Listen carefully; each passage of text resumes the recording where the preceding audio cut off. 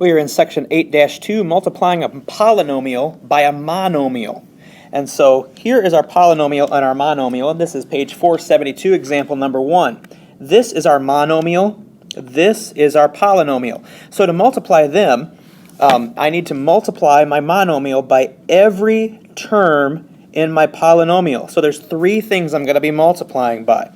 So the first one, I'm going to multiply my negative 3x squared by 7x squared. So I'm just going to write that, what exactly I'm doing, negative 3x squared times 7x squared. And then I've got a minus here, so I do minus, and then negative 3x squared, because I'm distributing this 3x squared, or this negative 3x squared. I'm distributing it, so I have to drop it off in every one of these 3 places. And then I've got an x. And I could put the negative with the x, but I dropped it here instead. That's okay. And then I'm going to do times the 4. So it's plus, and then negative 3x squared and 4. Okay?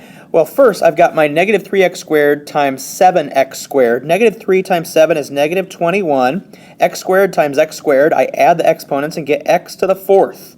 Minus negative 3x squared times x is negative 3x cubed, because I just add the exponents, plus negative 3x squared times 4 is negative 12x squared. And then I'm just going to get rid of these negative 3's right here, so I'm going to have negative 21x to the 4th plus 3x cubed minus 12x squared. That is my answer. Now this is what the book calls the horizontal method. I think this is the most useful method. They give you a method called the vertical method also. I'm not a big fan of the vertical method, but I will show it to you.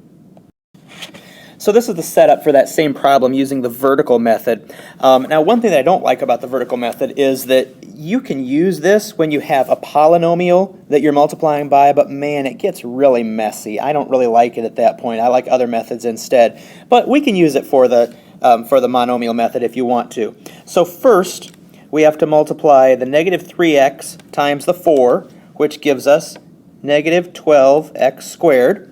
And then I do my negative 3x squared times the negative x, which is going to give me plus 3x cubed, plus 3x cubed. And then I'm going to do my negative 3x squared times my 7x squared, which gives me my negative 21x to the 4th. Negative 21x to the 4th. And so you see we got the very same answer. It's just a little bit different way to write it. If you're not sure which method you like better, I would very, very, very much recommend the horizontal method. This vertical method is okay. If you really, really like it, that's fine. Use it. It's just going to get a little bit confusing as we go on.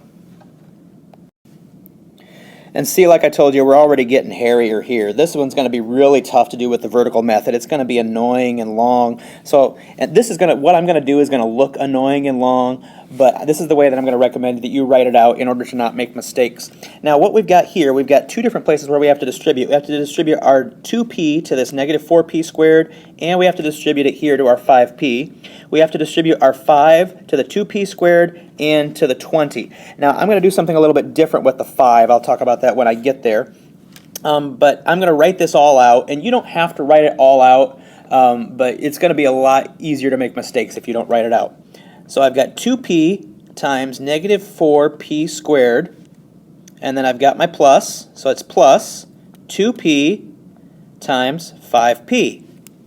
Boy, that p didn't come very well. Okay, and now I'm going to, since I've got a minus here, I'm going to use the additive inverse. So I'm going to keep adding these, but I'm going to make this say plus negative 5. Instead of minus 5, I'm going to make it say plus negative 5, so that I don't have to distribute that negative throughout. So I'm going to have negative 5 times 2p squared plus, and I'm going to write it on the next line here, which is really annoying, negative 5 times 20. And I've got the whole thing written out, the whole thing distributed. So now I'm going to start over here with the first one, which is 2p times negative 4p squared. 2 times negative 4 is negative 8. P times p squared is p cubed. I just add the exponents. And then it's plus 2p 2p times 5p is 10p squared plus 5 plus negative 5 times 2p squared is negative 10p squared plus negative 5 times 20 is negative 100. Whew, that's a lot of stuff. Okay, so now I can see I've got 10p squared here and negative 10p squared here. So my p squared term is going to drop out. And all I'm going to have left is negative 8p cubed minus 100. And that is my answer. Holy cow, this is a lot of stuff. Wow. Okay, so we got to make sure that we do this in the right order. I'm distributing this 2a here, and I'm distributing it here, and that should be a minus. I'm going to draw that a little bit better. That's a minus. I need to distribute the 3a here and the 3a here, and they're nice and give me just a plus 8 there. And there's an equal sign. This is an equality. We're trying to solve this equation, but it's a big, hairy, nasty equation that we've got to solve. Here I've got to distribute this a to the 4a and to the 1, this 2a to the 6a and to the negative 4, and once again they give me a nice constant at the end of that. Alright, so let's start at the beginning. 2a, I'm starting up at the top here, 2a times 5a is 10a squared minus 2a times 2 is 4a plus 3a times 2a is 6a squared plus 3a times 6 is 18a plus 8. That's my left side of the equation. Now the right side of the equation. I'm right here. A times 4a is 4a squared plus a times 1 plus a plus, right here right now, 2a times 6a is 12a squared. 2a times negative 4 is negative 8a. Then I've got my plus 50 at the end. And now I need to simplify this. I see that I'm going to combine my like terms. I see on the left side I've got 10a squared plus 6a squared, which is 16a squared. I've got negative 4a plus 18a, which is plus 14a. And then I've got my plus 8 equals a squareds. I've got 4a squareds here plus 12 here, so it's 16a squared. I've got a here and negative 8a here, so it's negative 7a. And then I've got 50 over here, plus 50.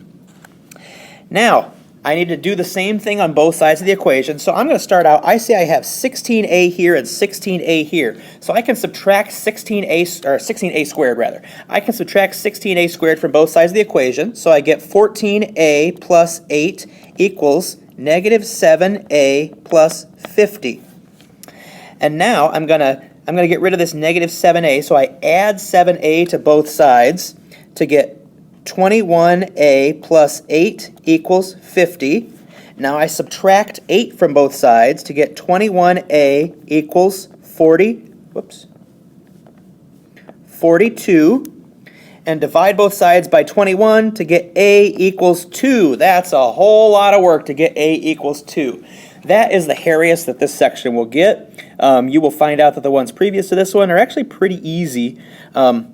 But that's as hard as it'll get. Now, of course, you can do your check step. You can take a equals 2 and plug it back in. 2a, well, a is 2, so 2a is 4 times 5a. 5 times a is 10, and go through and check to see if you actually have the right answer. That is in your book if you want to take a look at it on page 474. But I will tell you, we do have the right answer here.